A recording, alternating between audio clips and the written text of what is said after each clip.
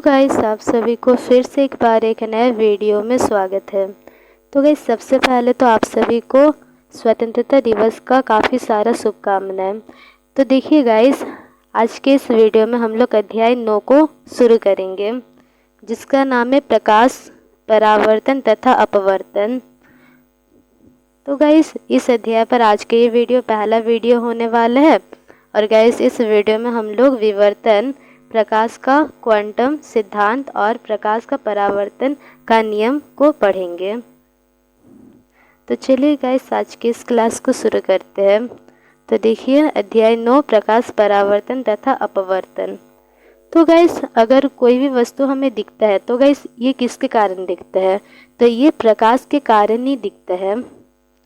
जैसे गाइस, अगर हम लोग किसी अंधेरे कमरे में अगर जाते हैं तो उस स्थिति में हमें कुछ भी वहाँ पर नहीं दिखेगा। कुछ जो भी सामान उस कमरे में रखा है तो वो दिखेगा ही नहीं अंधेरे में। तो गाइस, इससे पता चलता है कि प्रकाश ही है जो गाइस किसी भी वस्तु को दृश्यमान बनाता है। तो देखिए क्या होता है। देखिए, जो प्रकाश है तो वो वस्तु पर पड़ता है, फिर गाइस ये वस्तु से परावर्तित होकर, ये किरण वस्तु से होते हुए परावर्तित होगा, फिर गैस हमारे आँखों तक पहुँचेगा, तब जाकर गैस ये वस्तु हमें दिखाई देता है। तो गैस वो क्या है जो किसी भी वस्तु को दृश्यमान बनाता है? तो गैस वो प्रकाश है। फिर देखिए गैस, जो माध्यम होता है तो इसका क्या मतलब है? माध्यम जहाँ पर गैस प्रकाश गमन करता है, गति करता है, तो उसको हम लोग माध्यम कहते हैं। तो देखिए, माध्यम दो प्रकार का होता है। एक तो पारदर्शी माध्यम, फिर गैस दूसरा होता है अपारदर्शी।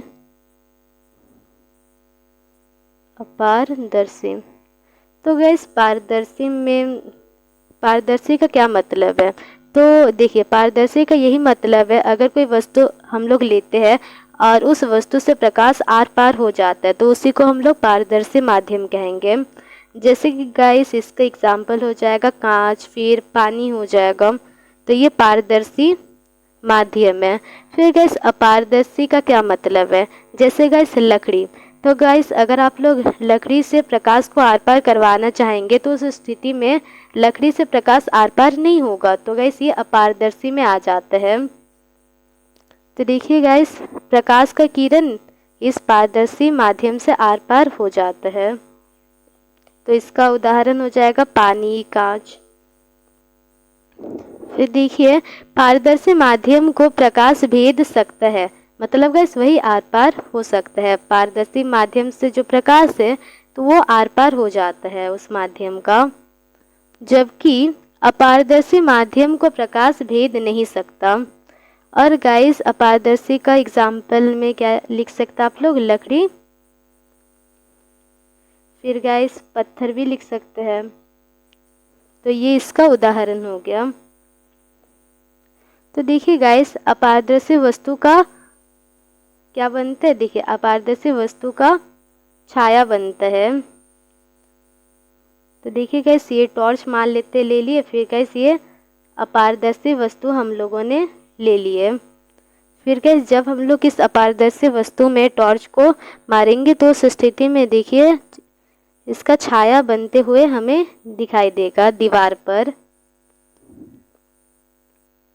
फिर देखिए गाइस, क्या लिखा है? प्रकाश एक सरल पथ की ओर इंगित करता है। मतलब गाइस, प्रकाश यहाँ पर लिखा गया है, जो प्रकाश है तो वो सरल रेखा में गति करता है। और गाइस, इसी कारण हम लोग प्रकाश को किरण देखिए प्रकाश किरण कहते हैं। तो गाइस, जब प्रकाश एक सरल रेखा में गति करेगा तो उस स्थिति में हम लोग प्रकाश को क्या कहेंगे? तो उस स्थिति में हम लोग प्रकाश को प्रकाश किरण कहेंगे। और गाइस, किरण आप लोग गणित में पढ़े होंगे, किरण का क्या मतलब है? जिसका गाइस ये पता है कि कहाँ से वो शुरुआत हो रहा है कोई भी रेखा, पर गाइस उसका अंत पता नहीं है, तो उसी को हम लोग किरण कहते हैं। फिर देखिए, जब प्रकाश के पथ में रखी अपारदर्शी वस्तु अत्यंत छोटी हो तो प्रकाश सरल रेखा में चलने की बजाय इसके किनारों पर मुड़ती है। इस प्रभाव को प्रकाश का विवर्तन कहते हैं। तो देखिए गाइस, इस चित्र से हम लोग समझते हैं। देखिए ये मान लेते हैं जो रेड कलर में है, तो ये मान लेते हैं कोई अपारदर्शी वस्तु है और जिसका आकार गाइस काफ़ी छोटा है। तो गाइस देखिए यहाँ से मान लेते हैं प्रकाश उत्पन्न हो रहा है। तो प्रकाश स्रोत लिखा गया, मतलब गाइस जहाँ से प्रकाश हमें मिल रहा है, जैसे टॉर्च हो गया या फिर दूसरा कुछ। तो देखिए जब प्रकाश को गाइस, जब इस स्रोत से प्रकाश निकलेगा तो गाइस ये प्रकाश ऐसे सीधे जाने की बजाय क्या होगा, इस वस्तु से होता हुआ गाइस थोड़ा फैल जाता है। तो गाइस इससे हमें क्या पता चलता है, देखिए इस पॉइंट पर आकर प्रकाश फैल जा रहा है, मतलब गाइस मुड़ जा रहा है दूसरी तरफ। तो इसी को हम लोग क्या कहेंगे, विवर्तन कहेंगे, इसी प्रभाव को।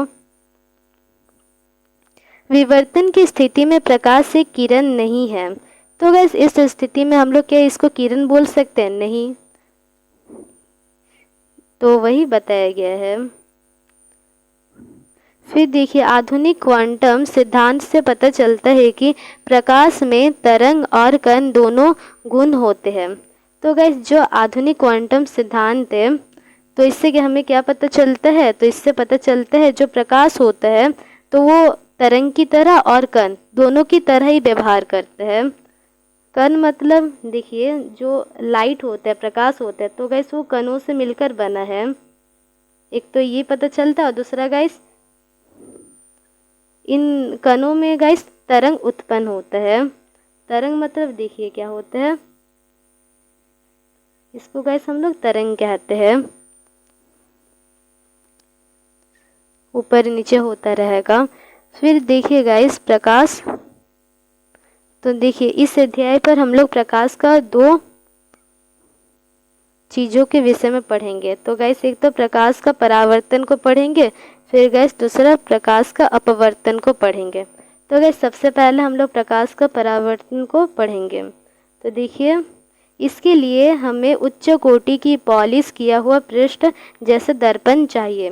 तो गाइस जो पॉलिश पृष्ठ होता है तो वो काफ़ी ज़्यादा प्लेन होता है, तो उसी प्रकार का एक हमें वस्तु चाहिए होगा। तो गाइस जैसे कि दर्पण, तो मान लेते दर्पण ले लिए। तो देखिए गाइस ये दर्पण है। फिर इस पर अगर कोई प्रकाश का किरण आपतित हो रहा है, फिर गाइस ये परावर्तित होगा, और जिस बिंदु में ये किरण आपतित हो रहा है तो उसको हम लोग आपतन कोण कहते हैं, सॉरी आपतन बिंदु कहते हैं, आपतन बिंदु। और गाइस इस बिंदु से होते हुए हमें एक सीधा लाइन खींच देना है, इसको गाइस हम लोग अभिलंब कहेंगे। तो गाइस आपतित किरण और अभिलंब के बीच जो कोण होता है तो उसको हम लोग आपतन कोण कहते हैं। और फिर गाइस अभिलंब या फिर बोल सकते हैं परावर्तित किरण और अभिलंब के बीच जो कोण होगा तो उसको हम लोग परावर्तन कोण कहते हैं। और गाइस परावर्तन कोण को हम लोग कोण आर से दर्शाते हैं, आर। और गाइस जो आपतन कोण है, आपतन कोण, तो इसको गाइस हम लोग एंगल कोण आई से दर्शाते हैं। और गाइस देखिए अभी हम लोग पढ़ते हैं परावर्तन के दो नियम। तो परावर्तन के दो नियम होते हैं, एक तो आपतन कोण परावर्तन कोण के बराबर होता है हमेशा। तो देखिए कोण आई बराबर में कोण आर, ऐसे लिख सकते हैं। फिर आपतित किरण और परावर्तित किरण तथा आपतन बिंदु पर अभिलंब। तो गाइस देखिए ये आपतित किरण है, ये परावर्तित किरण है गाइस, और यहाँ पर अभिलंब है। तो गाइस सभी एक ही सतह में है, इसको क्या कहते हैं, नीचे वालों को सतह कहेंगे। तो सभी एक ही तल में है, तल या सतह दोनों कह सकते हैं। और गाइस देखिए ये मान लेते दर्पण है, ये सतह, और गाइस इसको हम लोग नाम दे दिए M1 और M2। फिर गाइस ये अभिलंब है, इसको गाइस हम लोग मान लेते हैं कि N नाम दे दिए। देखिए जो दर्पण का सतह होता है तो इसको ऊपर तो ये पॉलिश किया हुआ रहेगा, और गाइस नीचे में पॉलिश किया हुआ नहीं रहता है, ठीक। तो इसी कारण गाइस नीचे में इस प्रकार निशान से हम लोग दर्शाते हैं। और गाइस ऊपर में पॉलिश किया है तो इस कारण इसको प्लेन में ही दर्शाएंगे, जैसे कि गाइस चित्र में दिखाया गया है। और गाइस अगर हम लोग जो आईना या फिर बोल सकते जो मिरर हम लोग डेली लाइफ में इस्तेमाल करते तो उसको भी देख सकते हैं। देखिए वो कैसा होता है, तो गाइस वो इस प्रकार को होता है। और गाइस हमारा जो फेस है तो वो हमें दिखाई देता है। क्यों गाइस, देखिए ये मान लेते हैं इस प्रकार से दर्शाते हैं इसको। तो गाइस ये मान लेते ऊपर का सतह है आईना का या फिर मिरर का, और गाइस नीचे में जो है कुछ गैस दूसरा चीज़ इसमें रहता है जो कि गैस पॉलिश किया हुआ नहीं रहता है। जैसे मान लेते प्लास्टिक का कुछ हो गया तो वो सब गैस नीचे में रहता है, और ऊपर का जो हिस्सा रहता है तो गैस वो पॉलिश किया हुआ रहता है, जिसमें गैस हम लोग अपना फेस को देखते हैं। तो गैस आज के लिए इतना ही। अगर आपको ये वीडियो अच्छा लगा तो इस वीडियो को लाइक कर देना, और ऐसे वीडियोज़ के लिए चैनल को भी सब्सक्राइब कर लीजिए।